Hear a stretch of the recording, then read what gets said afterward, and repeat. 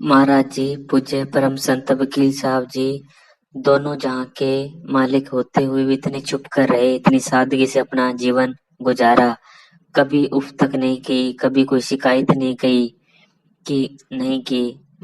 उनका दो ही जो मालिक ने वो बार बार कहते थे सिमरन में कि अब अंदर से यही हुक्म आता है कि इनको जीवों को बिठाओ और आप बैठो। एक बार पूज्य वकील साहब जी कहने लगे मजलिस में कि भाई संतों का भजन सिमरन पर्दे में होता है, पर हम तुम्हारे लिए बेपर्दा होकर सामने बैठकर करवाते हैं, अब कर लो। अब जितना कर लोगे तुम्हारा फायदा है, बाद में तुम्हें कोई कहने वाला भी नहीं मिलेगा। महाराज जी ऐसे फरमाया करते, आज वो वचन याद आते हैं। पर महाराज जी जो भी भजन सिमरन जीव करता था, महाराज जी उस पर बहुत खुश होते थे। कई बार सत्संग में फरमाते थे कि कोरे के कोरे ना आया करो, कुछ मेहनत करया करो, जाकर बैठा करो, जागया करो रात को। कोरे की कोरे आके बैठ जाते हैं। तो महाराज जी पूज्य मनीष साहब जी फरमाया करते थे कि किसी संत को अपने जीवन काल में एक या दो सच्चे सिख मिल जाएं तो वो संत भागो वाला है। तो महाराज जी सोचते थे कि अब महाराज जी कमाई वाले पर बहुत खुश थे। महाराज जी दो ही बातें प्रमुख जिनको महत्व देते थे, एक सेवा ते सिमरन। बस कि सेवा बेले तो सेवा करो, नहीं तो अपने सिमरन करो। महाराज जी आखिरी दिनों तक ही करवाते रहे। एक बार महात्मा राजेंद्र जी को कहने लगे, जो अब महात्मा राजेंद्र जी गंदेली डेरा में रहते हैं, उनको कहने लगे कि भाई राजेंद्र तू सबको बिठाया कर और आप भी बैठा कर, 2 घंटे जो बैठे उसको इनाम दिया कर। एक दिन यहाँ उनको वचन फरमाए, उनको यहाँ जगमालवी डेरे में ये वचन फरमाए कि राजेंद्र फिक्र ना कर, एक दिन बल्ले बल्ले हो जानी है। और गेट देने का बनाने का हुक्म जो उनको करके गए हैं महाराज जी कि कितने भी पैसे लगे, पैसे मैं दे दूंगा, 36 लाख की कोई बात नहीं। तो वो गेट भी अब शुरू होगा। तो महाराज जी कहते तू सिमरन कर, सतगुरु आपे सब इंतजाम कर देगा।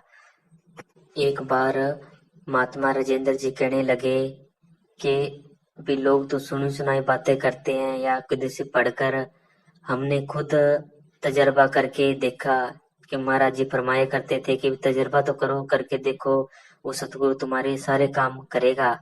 और करता भी है साथ संगत जी जो बलजिम करते हैं। देख लो महात्मा राजेंद्र जी वहाँ गंदेले में एक झोपड़ी डाल के बैठे थे, आज देख लो वहाँ कितनी रौनकें लगी पड़ी हैं। उन्होंने खुद प्रैक्टिकल किया और फिर साथ संगत को भी हिदायत की कि आप भी बैठा करो।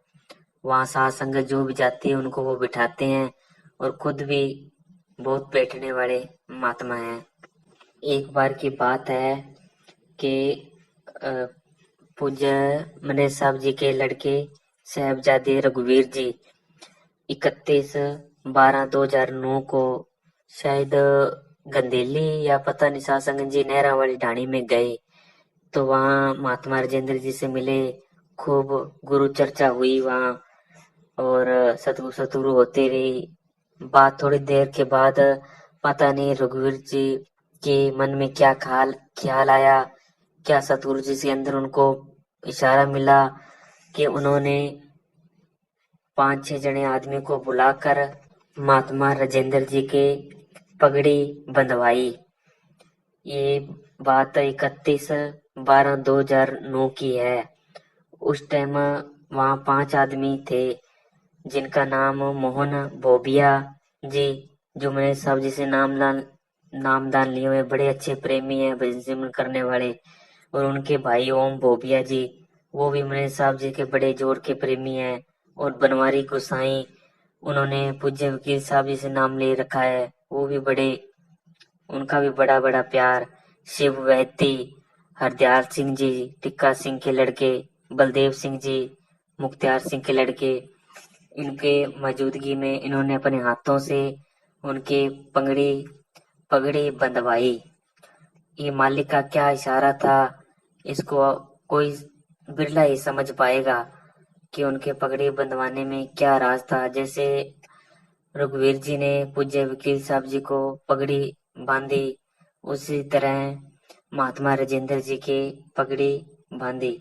और ये प्रेमी जो उनके नाम लिए हैं, ये वहां उस टाइम उन्होंने अपने हाथों से बांधी। इनमें से 2 जने चूल्हा छोड़ चुके हैं। अब क्या सतगुरु जी की मौज थी इनके पीछे, क्यों उनसे पगड़ी बंधवाई, महात्मा रघुवीर जी ने क्यों पगड़ी बंधवाई, ये सतगुरु ही जाने अब।